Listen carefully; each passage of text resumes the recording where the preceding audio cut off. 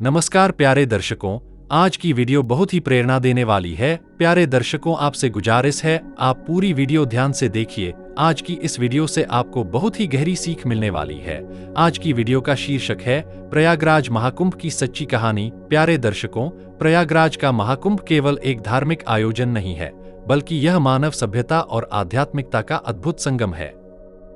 यह पर्व भारत की प्राचीन संस्कृति, धर्म और लोक विश्वासों का प्रतिबिंब है, जो सनातन काल से चला आ रहा है। महाकुंभ के दौरान संगम तट पर एकत्रित होने वाले असंख्य श्रद्धालु न केवल बाहरी जगत की यात्रा पर होते हैं, बल्कि यह एक आत्मिक यात्रा भी है, जो उन्हें आत्मशुद्धि, तपस्या और ध्यान के माध्यम से मोक्ष की ओर ले जाती है। महाकुंभ का आयोजन हर 12वें वर्ष प्रयागराज, हरिद्वार, उज्जैन और नासिक में होता है, परंतु प्रयागराज का महाकुंभ विशेष महत्व रखता है। ऐसा माना जाता है कि यहाँ त्रिवेणी संगम में स्नान करने से समस्त पापों का नाश होता है और जीवन में पुण्य की वृद्धि होती है। यह केवल एक सामूहिक स्नान का कार्यक्रम नहीं, बल्कि एक अद्भुत सामाजिक, सांस्कृतिक और आध्यात्मिक पुनर्जागरण है। यहाँ आकर लोग केवल अपने शरीर को ही नहीं, बल्कि अपनी आत्मा को भी शुद्ध करने का प्रयास करते हैं।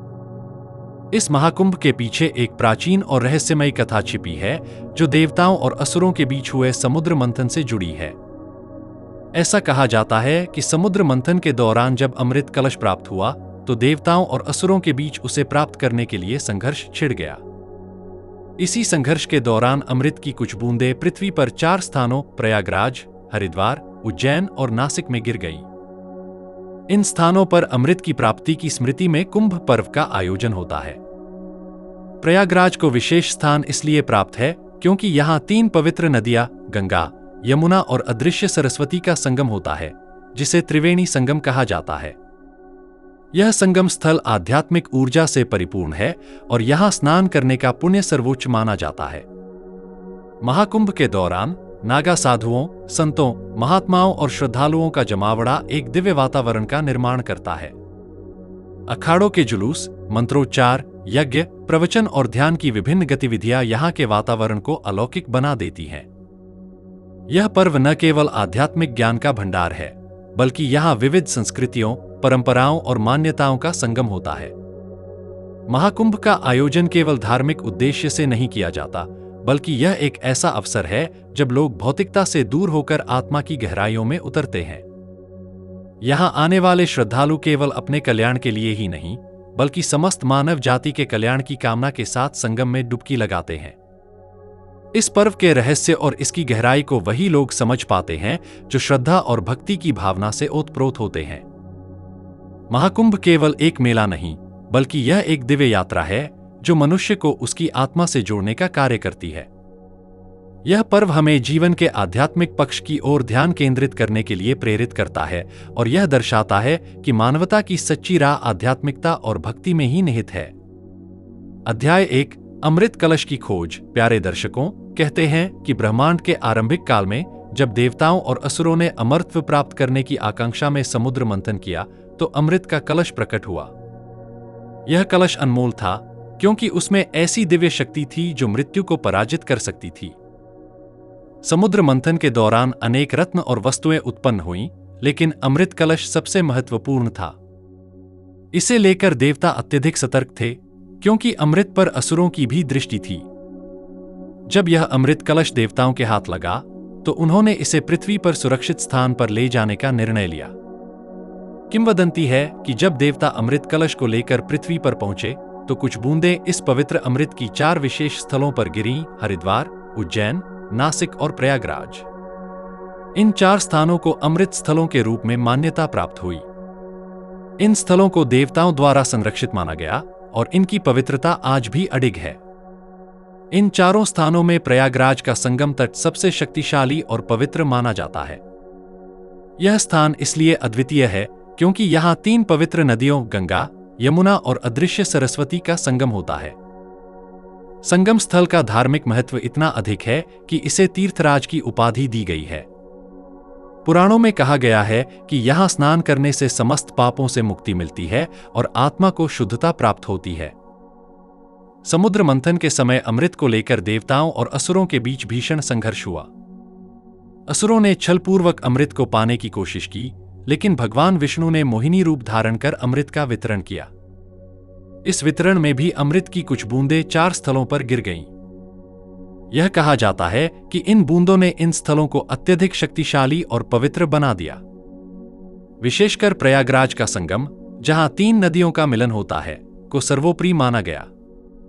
यह स्थान न केवल धार्मिक आस्था का केंद्र है, बल्कि इसे मानवता के लिए एक आध्यात्मिक ऊर्जा स्रोत भी माना जाता है। लोगों का विश्वास है कि संगम पर स्नान करने से न केवल भौतिक और आध्यात्मिक शुद्धि होती है, बल्कि व्यक्ति के जीवन में नई ऊर्जा और सकारात्मकता का संचार होता है। यहां पर हर 12 वर्षों में कुंभ मेले का आयोजन होता है, जहां लाखों श्रद्धालु अमृत बूंदों के स्पर्श और स्नान की आशा में एकत्रित होते हैं। इस मेले की विशेषता यह है कि इसे विश्व के सबसे बड़े आध्यात्मिक आयोजनों में गिना जाता है। इस प्रकार अमृत कलश की खोज और उसके बूंदों से जुड़ी यह पौराणिक कथा न केवल धार्मिक दृष्टिकोण से महत्वपूर्ण है, बल्कि यह भारतीय संस्कृति और अध्यात्म के गहरे मूल्यों को भी दर्शाती है। प्रयागराज का संगम इस कथा का केंद्र बिंदु है, जो अनंत काल तक मानवता को अपनी दिव्यता और शुद्धता से प्रेरित करता रहेगा। अध्याय 2, संत काश्यप का रहस्य। प्यारे दर्शकों, महाकुंभ, जिसे सदी का सबसे पवित्र आयोजन माना जाता है, केवल एक धार्मिक अनुष्ठान भर नहीं है, बल्कि आत्मा की गहराई में उतरने और सत्य को खोजने का एक अवसर है। प्रयागराज के इस पावन अवसर पर हर बार करोड़ों लोग स्नान और पूजा के लिए आते हैं। परंतु संत काश्यप, जो साधारण संत नहीं थे, महाकुंभ के इस आयोजन को एक अद्भुत रहस्य के रूप में देखते थे। उनका मानना था कि कुंभ केवल गंगा, यमुना और अदृश्य सरस्वती के संगम में डुबकी लगाने का आयोजन नहीं, बल्कि आत्मज्ञान और ब्रह्मज्ञान के द्वार खोलने का अवसर है। संत काश्यप अपने बचपन से ही अलौकिक शक्ति और ज्ञान के प्रति आकर्षित थे।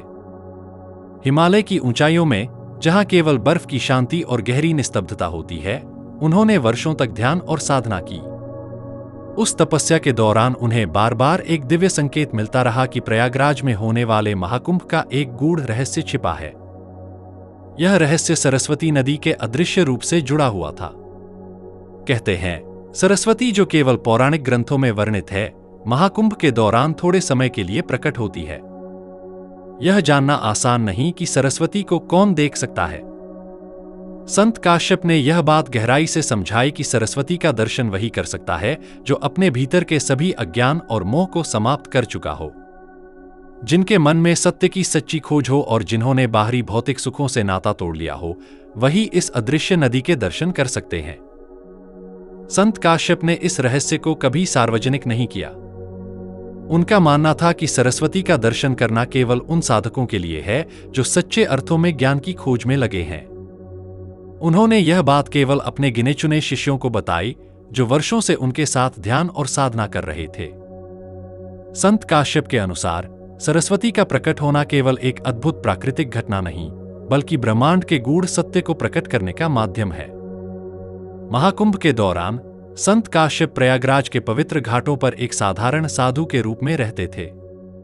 उन्हें देखकर कोई यह नहीं कह सकता था कि उनके पास ऐसे गहन रहस्यों का भंडार है। वे गंगा के किनारे बैठकर साधकों को ध्यान और योग का मार्गदर्शन देते। उनकी वाणी में एक अद्भुत आकर्षण था, जिससे हर कोई खींचा चला आता। वे कहते थे, अज्ञान एक घना अंधकार है। अगर सरस्वती को देखना चाहते हो तो इस अंधकार को समाप्त करना होगा। यह तभी संभव है जब तुम अपनी आत्मा के प्रकाश को पहचानोगे। संत काश्यप के ये शब्द केवल उपदेश नहीं थे, बल्कि वे स्वयं एक जीवंत उदाहरण थे। उनकी साधना, उनकी सरलता और उनका ज्ञान हर किसी को प्रेरित करता था। उनके शिष्य महाकुंभ के दौरान उनके निर्देशानुसार ध्यान और साधना करते, ताकि सरस्वती के दर्शन का वह दुर्लभ अवसर प्राप्त कर सकें। संत काश्यप का यह रहस्य, जो उन्होंने अपनी तपस्या और साधना के माध्यम से जाना था, महाकुंभ को केवल एक धार्मिक आयोजन से ऊपर उठाकर आत्मज्ञान की यात्रा बना देता था।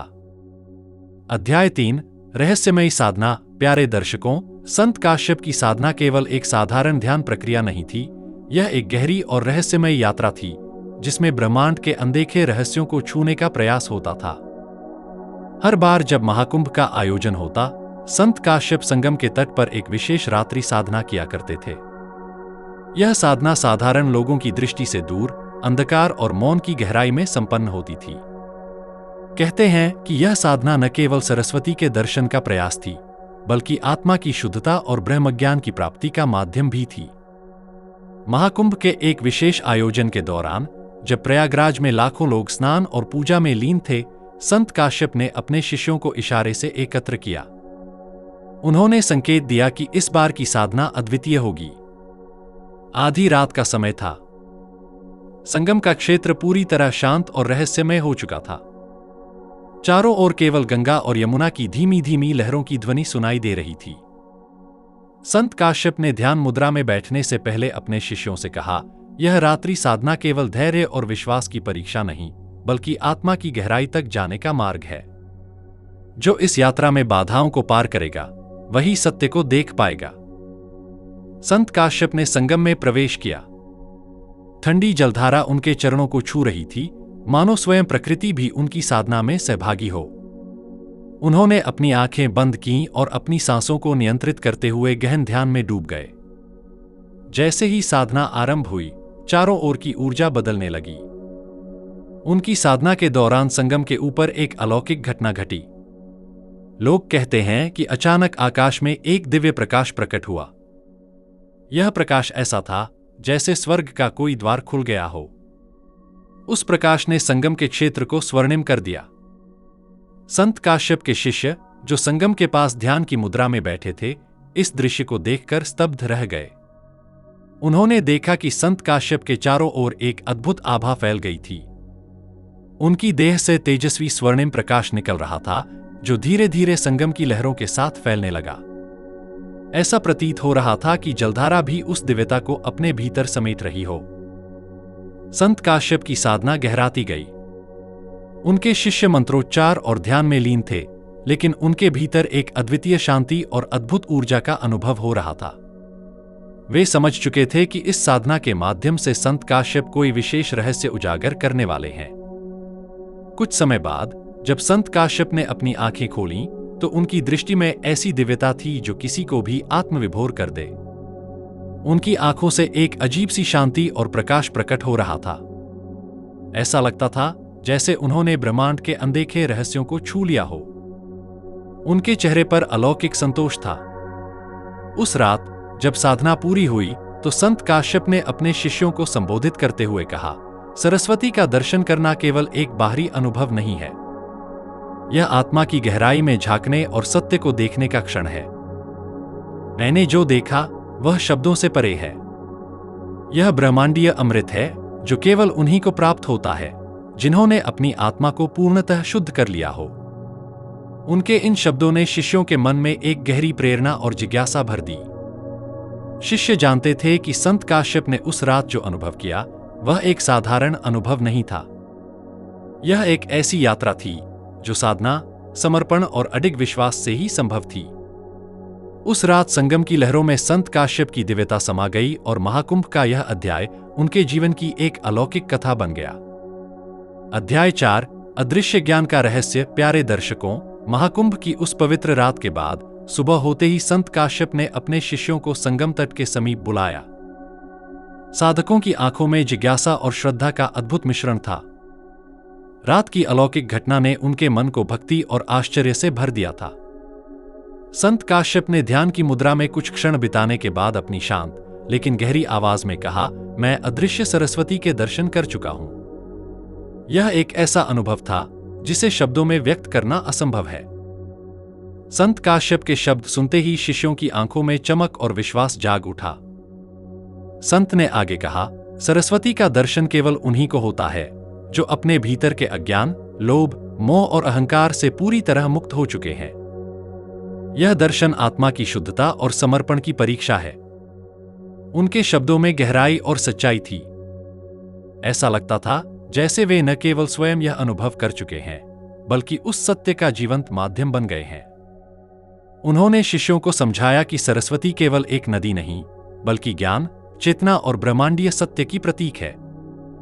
इसका दर्शन पवित्र जल में नहीं, बल्कि अपने भीतर की शुद्ध चेतना में होता है। उन्होंने कहा, यह ज्ञान बाहरी दृष्टि का विषय नहीं है, यह आत्मा की गहराई में उतरकर सत्य को देखने की क्षमता है। संत काश्यप ने अपने शिष्यों को निर्देश दिया कि इस अनुभव का महत्व केवल व्यक्तिगत संतोष तक सीमित नहीं है। उन्होंने कहा, यह ज्ञान मानवता की सेवा के लिए है।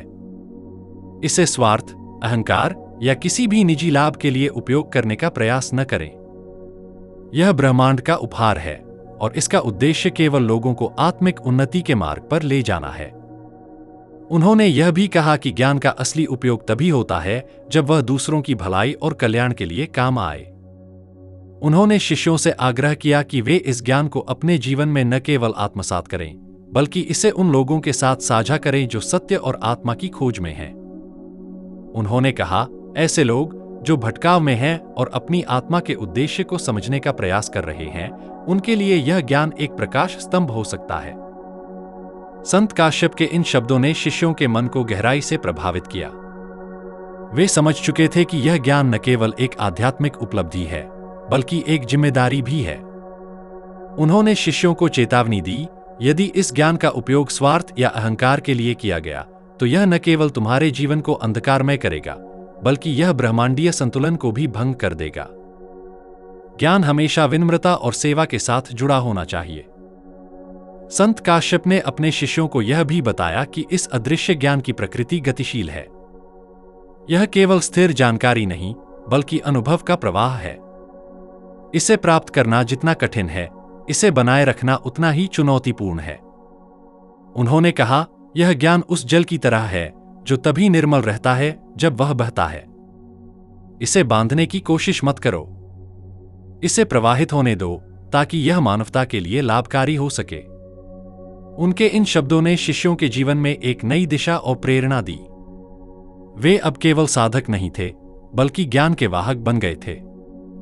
संत काश्यप ने उन्हें समझाया कि ज्ञान का सबसे बड़ा उद्देश्य आत्मा को मुक्त करना और दूसरों को इस मुक्ति के मार्ग पर प्रेरित करना है। उन्होंने कहा, यदि तुम इस ज्ञान का उपयोग सही ढंग से करते हो, तो यह संसार के लिए एक अनमोल उपहार बनेगा। उस दिन संत काश्यप के शिष्य न केवल प्रेरित थे, बल्कि उनके भीतर एक नई जिम्मेदारी की भावना भी जाग उठी थी। वे समझ गए थे कि यह ज्ञान उनके लिए केवल एक व्यक्तिगत उपलब्धि नहीं, बल्कि ब्रह्मांड की सेवा का माध्यम था। उस दिन से संत काश्यप और उनके शिष्यों ने यह ठान लिया कि वे इस अमूल्य ज्ञान को पूरे संसार में फैलाने का प्रयास करेंगे, ताकि हर आत्मा को सत्य और शांति की ओर ले जाया जा सके। अध्याय 5, कुंभ का महत्व। प्यारे दर्शकों, महाकुंभ केवल एक धार्मिक आयोजन नहीं, बल्कि यह भारतीय संस्कृति और आध्यात्मिकता का एक ऐसा प्रतीक है जो मानवता को आत्मा की गहराई में झांकने का अवसर प्रदान करता है। प्रयागराज, जहां गंगा, यमुना और अदृश्य सरस्वती का संगम होता है, केवल एक भौगोलिक स्थल नहीं, बल्कि यह ब्रह्मांडीय ऊर्जा का केंद्र है। हर 12 वर्षों में आयोजित होने वाला महाकुंभ करोड़ों श्रद्धालुओं को अपनी ओर खींचता है। लेकिन यह केवल भीड़ का जमावड़ा नहीं है, यह आत्मा की शुद्धि और सत्य की खोज का एक मंच है। प्राचीन ग्रंथों में महाकुंभ को मानव जीवन के 4 प्रमुख उद्देश्यों धर्म, अर्थ, काम और मोक्ष की प्राप्ति का अवसर बताया गया है। संत काश्यप जैसे महापुरुषों के लिए महाकुंभ केवल स्नान और अनुष्ठानों का समय नहीं था, बल्कि आत्मा की गहराई में उतरने और ब्रह्मांडीय ज्ञान को समझने का माध्यम था। उन्होंने बार बार यह सिखाया कि संगम का स्नान केवल शरीर को शुद्ध करने का कार्य नहीं करता, बल्कि यह आत्मा को निर्मल और चेतना को जागृत करने का भी माध्यम है। प्रयागराज में जब लाखों लोग महाकुंभ के दौरान संगम में स्नान करते हैं, तो वे केवल अपने पापों को धोने की मान्यता के साथ नहीं आते, बल्कि अपनी आत्मा को भी एक नई दिशा देने की आकांक्षा लेकर आते हैं। यह स्थान और यह आयोजन हर व्यक्ति को यह याद दिलाता है कि जीवन केवल भौतिक सुखों तक सीमित नहीं है। जीवन का वास्तविक उद्देश्य आत्मा की यात्रा है, जो संयम, तपस्या और भक्ति के माध्यम से पूरी होती है। महाकुंभ के दौरान संतों, साधुओं और भक्तों का संगम एक विशेष ऊर्जा का निर्माण करता है। यह ऊर्जा हर व्यक्ति के भीतर की नकारात्मकता को दूर करने और उसकी आंतरिक शक्ति को जागृत करने का कार्य करती है। संत काश्यप के समय से यह मान्यता है कि जो भी श्रद्धा, विश्वास और समर्पण के साथ संगम स्नान करता है, उसे अदृश्य सरस्वती की कृपा मिलती है। सरस्वती, जो ज्ञान, विवेक और चेतना की देवी मानी जाती है, उस व्यक्ति के जीवन में नई रोशनी और दिशा का संचार करती है। महाकुंभ न केवल आध्यात्मिक महत्व रखता है, बल्कि यह एकता, सामूहिक चेतना और मानवता के उच्चतम मूल्यों का भी प्रतीक है। यहाँ जाति, धर्म और भौगोलिक सीमाओं से परे हर व्यक्ति एक समान श्रद्धा के साथ आता है। संत काश्यप ने कहा था, कुंभ केवल एक आयोजन नहीं, यह आत्मा और ब्रह्मांड के बीच एक पुल है। यहाँ आने वाले हर व्यक्ति को यह समझना चाहिए कि वह केवल अपने शरीर को शुद्ध करने नहीं, बल्कि अपनी आत्मा को ज्ञान, शांति और मुक्ति की ओर ले जाने के लिए आया है। महाकुंभ का प्रत्येक आयोजन मानवता को संयम, तपस्या और समर्पण का महत्व सिखाता है। यह हमें यह भी याद दिलाता है कि जीवन में सच्ची प्रगति केवल आत्मा की शुद्धि और आंतरिक शांति के माध्यम से संभव है। कुंभ के दौरान जब साधक संगम के तट पर ध्यान करते हैं, वे अपने भीतर एक अद्भुत ऊर्जा और शांति का अनुभव करते हैं। इस ऊर्जा का स्रोत केवल बाहरी वातावरण नहीं, बल्कि उनके भीतर की जागृत चेतना है। कहा जाता है कि महाकुंभ का संगम स्नान और साधना केवल एक साधारण कर्मकांड नहीं, बल्कि यह एक यात्रा है जो व्यक्ति को उसके उच्चतम स्वरूप से जोड़ती है। यह यात्रा न केवल आत्मा को नई ऊर्जा और दिशा देती है, बल्कि मानवता को यह संदेश भी देती है कि सच्चा ज्ञान और मोक्ष केवल भीतर की यात्रा से ही संभव है। महाकुंभ की यह परंपरा और इसका महत्व संत काश्यप और उनके जैसे महापुरुषों की शिक्षाओं से और भी गहरा हो जाता है। उनकी वाणी आज भी महाकुंभ में गूंजती है और उनके शब्द श्रद्धालुओं के मन में प्रेरणा और भक्ति का संचार करते हैं। यह आयोजन हमें न केवल आध्यात्मिकता, बल्कि मानवता के उच्चतम आदर्शों की भी याद दिलाता है। उपसंहार, प्यारे दर्शकों, प्रयागराज महाकुंभ की यह रहस्यमयी कहानी केवल एक कथा नहीं, बल्कि एक सच्चाई है जो श्रद्धालुओं के दिलों में बसी है। यह कहानी हमें सिखाती है कि सच्चा ज्ञान और आत्मिक शांति केवल बाहरी साधनों से नहीं, बल्कि आत्मिक साधना और समर्पण से प्राप्त होती है। अगली बार जब आप प्रयागराज जाएं, तो इस रहस्य को याद रखें और संगम के पवित्र जल में डुबकी लगाते समय अपने मन और आत्मा को शुद्ध करने का प्रयास करें। प्यारे दर्शकों, हमारा उद्देश्य हमेशा से आपको ज्ञानवर्धक, प्रेरणादायक और मनोरंजक कहानियां और कथाएं सुनाना रहा है।